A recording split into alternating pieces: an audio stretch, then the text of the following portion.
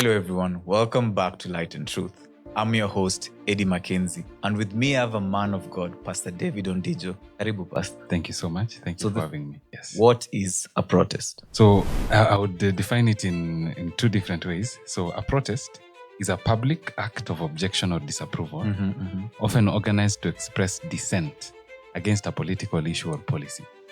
So basically it's a sign of resistance. So I would say that it is different in two ways, in the sense that we have modern and ancient protests. You know, the Bible says, those who know their God will firmly resist the Antichrist. John the Baptist resisted Herod for taking the wife of his brother. So that is a form of resistance. Okay. So, but in the modern context, our main way of expressing resistance is in the political and the democratic space. Yes. It's normally like non-violent protests.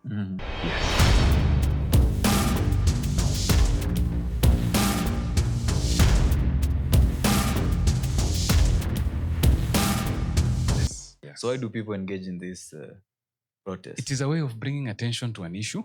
That is one. Another issue, it's a way of also showing disapproval of government's course of action. And this is it was majorly popularized by Mahatma Gandhi, non-violent ways of resisting government policies. So that is the modern perception regarding protests. Yes. And are they effective? Two ways. So there is two levels to that question. There is the moral, is it a sin? And then there is the wisdom, the question you're asking. Yes. First, resisting evil is not a sin.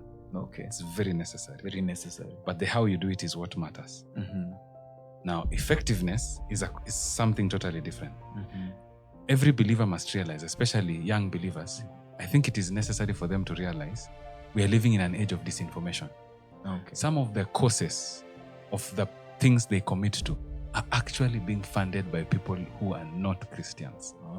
Neither is the intention behind it genuine. Okay. I don't know if people have heard the term virtue signaling. I don't know if they have heard social engineering. These are terms, these are things that are being created. It seems as if it is a fight for justice. It's a fight for something that is right. But underneath is hidden a different agenda. A global war against terror. Let's say it's a global war against terror. And it is presented in a particular way that it riles you up and you get stirred up to join the cause. But underneath it's an intention, probably by secret agents or by certain forces, to influence the population in a particular way. So it is necessary for a believer to have discernment before joining something that is seemingly good. So does the Bible condemn or support protest? So resisting protest, we can reduce it to specific things. Protest is resistance of evil, I would say. And I'm not talking about the political kind of protest of seeking power. Okay. Because I know there are people who organize protest for the sake of gaining power. And it was popularized by the Marxists as a way of being able to paralyze the government so that you can acquire power. I'm not talking about that kind of protest. Let's talk in this sense of resisting evil. Evil, yes. So when we reduce to that, it's a form of resistance against evil. That is not necessarily evil. It's not a bad thing. If you're bringing attention to a certain important cause, it's not something that is evil, but it must be non-violent. Remember, the government is an authority established by God. It is an agent of God. Yes. It's an institution of God. Our means of being able to voice out our concerns about the injustices should never be in any way to challenge that authority or to uproot it. Okay. It's to bring attention to an issue. That is something necessary that someone must take into consideration. So should Christians participate in this protest, especially against government? Because remember, protest maybe it's not just towards the government, can be towards people going to strikes at work or other forms of institutions, but especially against government. Can Christians go to protest? It's very necessary for a Christian to be sober. I would not give a blanket statement, yes, but it is necessary for a Christian to be sober. Okay. If I say yes or no, there are certain circumstances that someone needs to be able to discern and see through. And that is why I've given you an instance where sometimes things are organized but are not necessarily biblical. Okay. The underlying causes are not necessarily Christian-based. So it is necessary for a Christian to have discernment to know what is standing for God and what is not. However, as we said before, protest is not necessarily evil. No. especially if the manner in which it is organized and the cost for which it is being done is justified. Okay. It is necessary for them to be able to do it peacefully because you're not challenging the authority that is in place. Number two, it's also wise for you to know that some of the causes that are there are not necessarily biblical, or they seem right. Yes. But you need to be able to discern through to know what is right. What is right. And I would urge believers, especially those who are out there championing for political changes and all manner of things, it is prudent for us to do our things differently. Okay. Especially from the way the rest of the world does it. Because we know our goal in doing all these things that we call protest is not just for justice. That is not our end goal. Okay. For political activists, that is the end goal. That's the end goal, yeah. It's justice and all this. For politicians, is to acquire power. That is the end goal. That is okay. For us, is to bring attention to the God who is just, so that many may believe in him. So our means is very necessary to bring attention to the God we believe in. Yes. If we merely do it for the sake of these other people, we will lose the goal of our objective. So maybe because we have a lot of protests that have been ongoing in Kenya, like the Mandamanos, we see that people coming out with coffins, people maybe slandering the president, calling him names, cursing the president, and even maybe other political leaders. Like, are these ways that believers should engage in? Like, what would be a Christ-like way to go against injustice, maybe in their country or against the government? It's not the first time nonviolent protest or resistance against evil has been done. We have seen people like MLK, Martin Luther King, yes, against racism in America. They would organize bus boycotts. They would walk in the streets holding hands as a gesture to bring attention to the issues they were facing. There is a preacher in Romania who resisted. He brought the collapse of Ceausescu. He was one of the dictators in Romania, just by summons. And when people came to arrest him, people stood up for him. So it's not the first time believers have been able to do such things.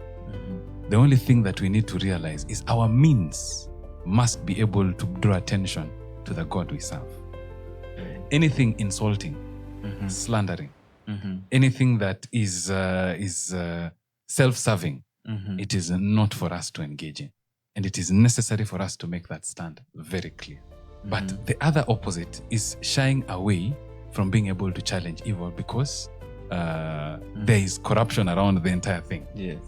That is also a negative consequence. Many believers can fall into it. And notice, remaining silent when injustice continues is also for something evil. This is something why Jeremiah would challenge the priests back then when they would see injustice happening in the society, but they would not speak against it. So it is very necessary not to go in either extremes. Other extremes. Yes. Wow. You know, because it's going on a lot and people maybe are not informed. Yes. Especially we find ourselves, yes, we are hurt because people are feeling hurt, people are feeling oppressed, people are feeling the economy is not doing well and all those things. The advice I would give, please avoid being emotional, especially in that moment. Because once emotion steps in, you lose control of critical thinking. And this is why Peter speaks. He says that the end of everything is near. Therefore, be sober-minded and self-controlled so that you can pray. Because you need to bring all those emotions under control. You judge the instance quite clearly. Otherwise, you will flow with a crowd, not knowing the actual reason. You remember the instance in the book of Acts where people were opposing Paul. Some of them did not know why they were part of that crowd. And that is the danger of being emotional. There is mass hysteria. You flow into that and you're not even aware of what is happening. It is necessary, especially for a believer, to bring everything under control. You feel in a certain way, place it before God. Ask him for guidance so that you don't react out of the things you're watching in social media, but you're able to act based on the Spirit's guidance. So what would be your final word to maybe the audience? I would urge believers to stand firm, especially against every evil and every injustice, but to do it in a way that brings attention to the Lord. Our objective is not merely to do protest for the sake of bringing attention to political issues, or merely to bring a just society. That's not the end goal. It's one, to bring attention to the God we serve, because everything in this world is passing away. there's a day we'll stand before the Lord to give account of everything we've done. So let's show this holy God, this just God, this loving God in the way we do our protests and in the way we stand against evil in our times. Remember that even protest is now no longer about going to the streets. It's about the social media and the campaigns that we raise. Let us do that in a godly manner and not in a way that as the world does it. Thank you. I know it's been a very interesting and interactive conversation. Kindly comment down below. What do you think? Should Christians protest? How do we go about it? Get in the comments. And until next time, God bless you.